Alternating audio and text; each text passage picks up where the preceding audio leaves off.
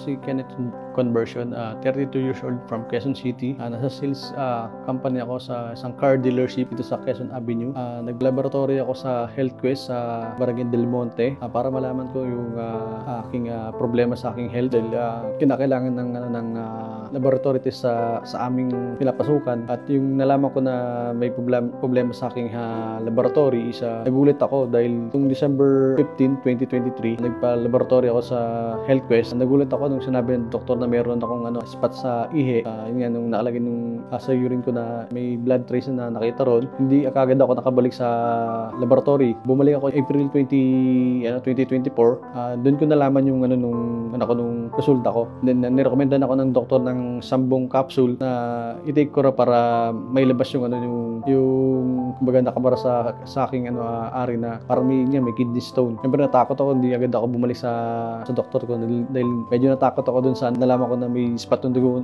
yung sa ari ko is parang siyempre kinabahan ka agad ako ron dahil nakakatakot na magkaroon ng ganung sitwasyon sa problema sa kalusugan. Yung kakilala ko, nung kaibigan ko is nirekomenda sa akin na mag-take ko ng the first alkaline base Supreme Pure Organic Barley. Noong una hindi pa ako naniniwala kasi baka may marketing strategy lang or para lang makabenta. And then tinry ko siya, within 3 days gumanda nung tulog ko, and then yung pag-ihi ko, talagang hindi na ako balik-balik sa CR. Kumbaga parang unti-unting lumabas yung nung maliliit na kidney stone sa akin pag-ihi.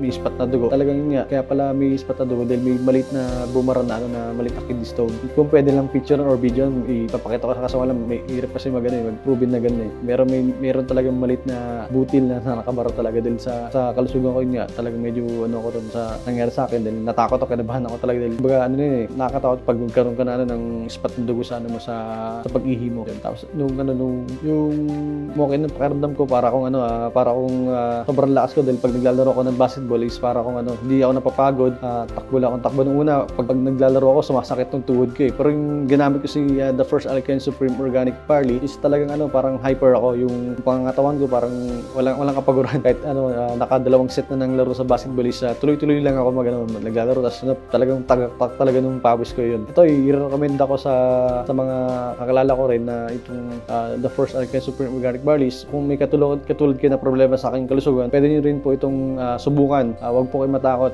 Yun po, maraming salamat po.